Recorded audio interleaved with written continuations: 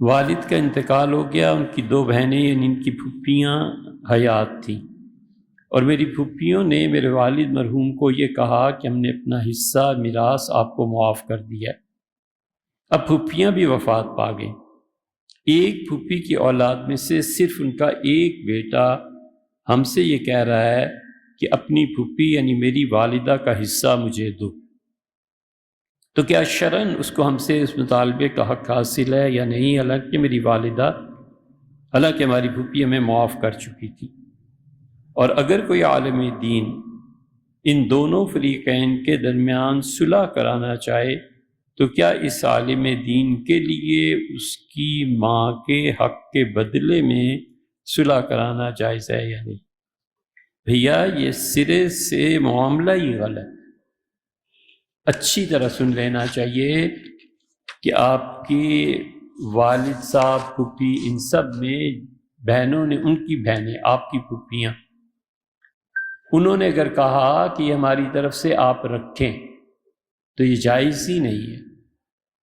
آپ کے والد نے غلطی کی، وہ صرف محض اپنی بہنوں کے کہنے پہ، آپ کی پھوپھیوں کے کہنے پہ وراثت کیسے رکھ سکتے ہیں؟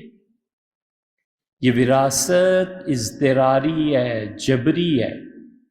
اللہ نے فرمایا ہے نصیبم مفروضہ، یہ حصہ ہم تمہیں دے رہے ہیں، ضروری ہے اس پہ قبضہ تمہارا۔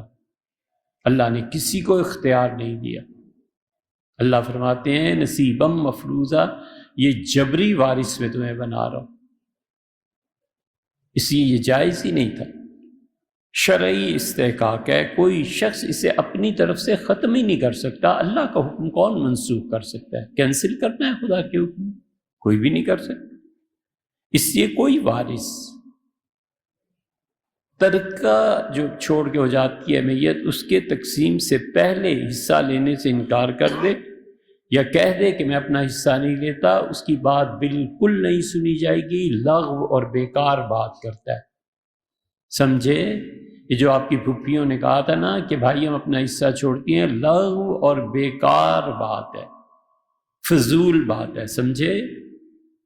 وہ حصہ ان لڑکیوں کو، ان خواتین کو ملے گا، اس کے بعد وہ اپنے بھائی کو دیں، بہنیں آپس میں ایک دوسرے کو دے دیں، گلی میں رکھ کے آگ لگا دیں، وہ مرضی کرے، اللہ جانے اور وہ جانے۔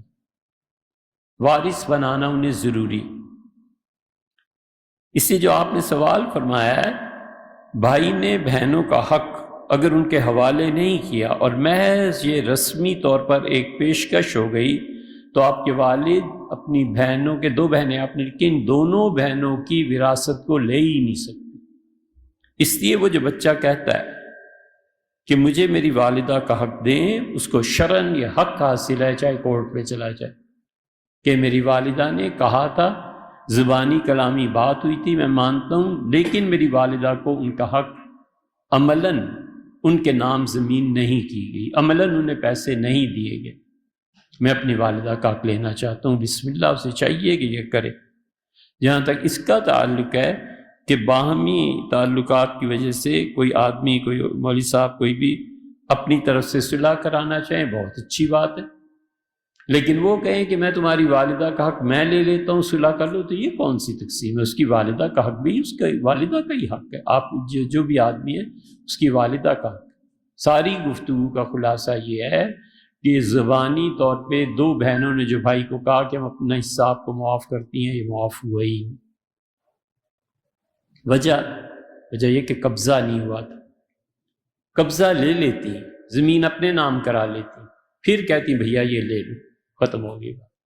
اب جب وہ ہوئے ہی نہیں تو یہ، اب وہ دونوں بھی انتقال کر گئی، اب ان میں سے ایک کا بیٹا کہتا ہے تو بالکل ٹھیک کہتا ہے، اس کا حق بنتا ہے، اسے ملنا چاہیے۔ حضور صلی اللہ علیہ وسلم نے ایسے ہی نہیں فرما دیا تھا کہ بوڑھا اور بڑھیا 90 سال اللہ کی عبادت کرتے ہیں اور مرتے ہوئے جہنم میں منہ دے دیتے ہیں؟ عرض کیا گیا اللہ کے رسول وہ کیسے؟ فرمایا اس طرح سے کہ وراثت میں کسی کا حق مار دیتی۔ ہمیشہ یاد رکھو، وراثت جو ہے اللہ نے خود کہا ہے نصیبم مفروضہ، لوگوں ہم نے تمہیں جبرن وارث بنایا، تم چاہو نہ چاہو مال تمہارا۔ موٹر سائیکل تھی